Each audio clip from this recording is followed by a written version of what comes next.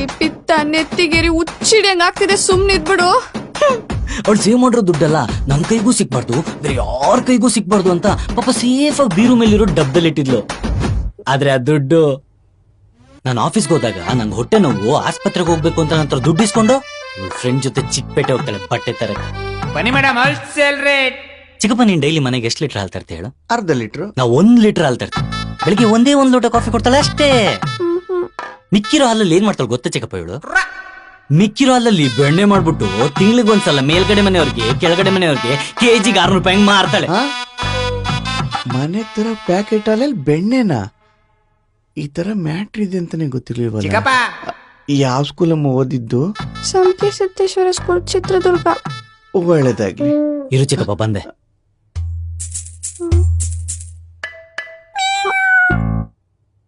ನೋಡ್ ಚಿಕ್ಕಪ್ಪ, ಪಾತ್ರೆನೆಲ್ಲ ಹೆಂಗ್ ಹಾಳು ಮಾಡಿದಾಳು ನೋಡು. ಇನ್ನೊಂದ್ ಚೂಸಿದ್ರೆ ಸೇಮ್ ನಿನ್ ಕಲರೇ ಚಿಕ್ಕಪ್ಪ. ಏ ಇಲ್ಲ ನೋಡ್ ಚಿಕ್ಕಪ್ಪ, ನೋಡು. ಪಾತ್ರೆ ಯಾಕಮ್ಮ ಹಿಂಗ್ ಸೀಸಿದ್ಯಾ? ಅಣ್ಣ, ಅದೆಲ್ಲ ಬೈ ಮಿಸ್ಟೇಕ್ ಆಗಿರೋದಣ್ಣ. ಬೈ ಮಿಸ್ಟೇಕ್ ಆಗಿರೋದಲ್ಲ, ಬೈ ಸೀರಿಯಲ್ ನೋಡ್ತಾ ಆಗಿರೋದು. ಹಾಲ್ ಕಾಯ್ಸಕ್ಕಿರ್ತಾಳೆ, ಸೀರಿಯಲ್ ನೋಡ್ತಾ ಕೂತ್ಕೊಳ್ತಾಳೆ.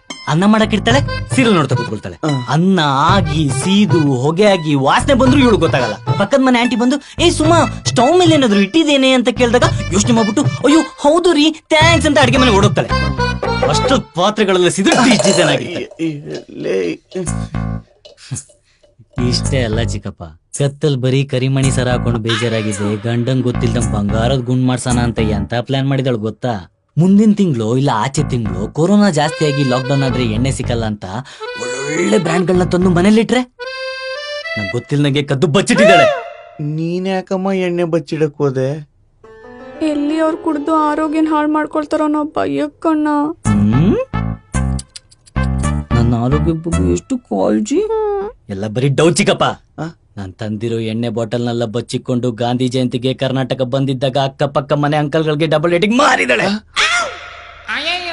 ನನ್ನ ಹೆಂಡತಿಗೆ ಈ ತರ ಐಡಿಯಾ ಬರ್ದೇ ಹೋದ್ರೆ ಸಾಕಪ್ಪ. ಲೋ ರಘು, ಆ ದೇವ್ರು ನೀನ್ ಹೆಂಡತಿಗೆ ಎಂತೆಂತ ಐಡಿಯಾ ಕೊಟ್ಟವನು. ದೇವ್ರಿಂತ ಐಡಿಯಾನ ಇವ್ರಗಳಿಗೆ ಕೊಡೋದು, ಆದ್ರೆ ಇವ್ರಿಗೆ ಅದನ್ನ ಉಪಯೋಗಿಸ್ಕೊಳಕ್ ಬರ್ಬೇಕಲ್ಲ. ಇವ್ಳ ಥಾಟು ಐಡಿಯಾ ಎಲ್ಲ ಫ್ಯಾಂಟಾಸ್ಟಿಕ್. ಆಮೇಲೆ ದುಡ್ಡನ್ನ ಏನ್ ಮಾಡಿದಳು ಗೊತ್ತಾ? ರಘು, ಸುಮ್ನಿರು, ನಂಗ್ ಕೋಪ ಬರ್ಸ್ಬೇಡ. ಇವಳು ಇಷ್ಟೊಂದು ತಲೆ ಉಪಯೋಗಿಸಿ ದುಡ್ಡನ್ನೆಲ್ಲ ಸೇವ್ ಮಾಡಕ್ಕೆ ಇವ್ರ ಅಕ್ಕನ್ ಕೈಲೋ ಇಲ್ಲ ಬ್ಯಾಂಕ್ ನಲ್ಲಿ ಇಟ್ಟಿರ್ತಾಳೇನೋ ಅನ್ಕೊಂಡೆ. ನಂಗ್ ಆಲ್ರೆಡಿ ಪಿತ್ತ ನೆತ್ತಿಗೇರಿ ಉಚ್ಚಿಡಿಯಂಗ್ ಆಗ್ತಿದೆ, ಸುಮ್ನಿದ್ಬಿಡು.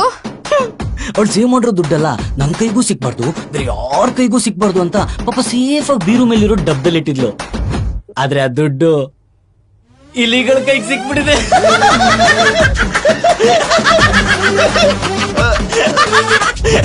ಚಿಕ್ಕಪ್ಪ, ಈಗ ಆ ದುಡ್ಡು ಹೆಂಗಾಗಿದೆ ಗೊತ್ತಾ?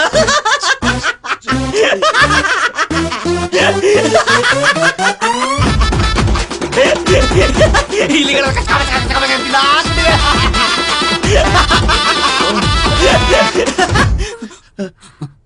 ತಗೊಳ್ಳಮ್ಮ ನಿನ್ ದುಡ್ಡು, ಇದ್ರಲ್ಲಿ ಒಳ್ಳೆ ಬಂಗಾರದ ಗುಂಡ್ ಮಾಡಿಸ್ಕೊಂಡು ಮಿಕ್ಕಿರೋ ದುಡ್ಡಲ್ಲಿ ಇಲ್ಲಿ ಫಸ್ಟ್ ತಗೊಂಡ್ಬಿಡು.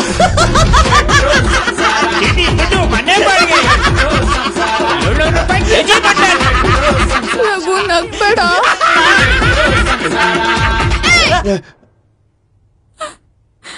ಇನ್ನೊಂದ್ಸಲ ನಕ್ಕಿದ್ರೆ ನಾನು ಏನ್ ಮಾಡ್ತೀನೋ ನನ್ಗೆ ಗೊತ್ತಿಲ್ಲ.